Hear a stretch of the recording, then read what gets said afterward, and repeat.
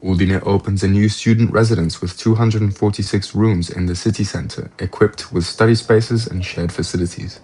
Sì, devo dire molto positiva perché ovviamente si amplia l'offerta di alloggi per gli studenti all'interno di un contesto, devo dire, di Friuli Venezia Giulia estremamente favorevole. Siamo l'unica regione che garantisce il 100% del diritto allo studio in tutta Italia.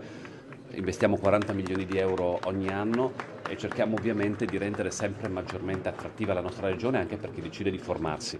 Oltretutto a questo penso che la grande sfida sia quella di abbinare non soltanto il diritto allo studio con fondi pubblici per il supporto, ma anche cercare di creare tutto quel percorso post formazione per matcharlo con il lavoro.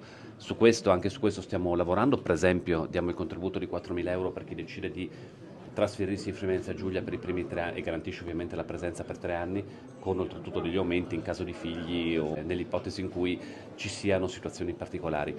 Su questo noi cerchiamo di avere una grande alleanza anche col mondo produttivo perché formare le persone, riuscire a mantenerle sul territorio è un valore aggiunto per il sistema paese. È meraviglioso quando il passato permette di costruire per il futuro un posto come questo, che è pieno di storia, di tradizione, vicino all'università.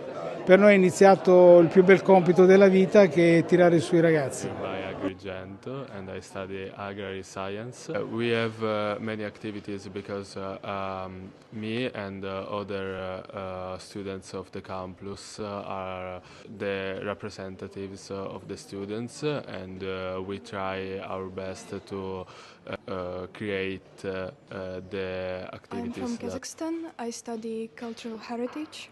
I'm here since December and I'm very happy that I have found this place because thanks to the campus I feel safe and I feel like at home here.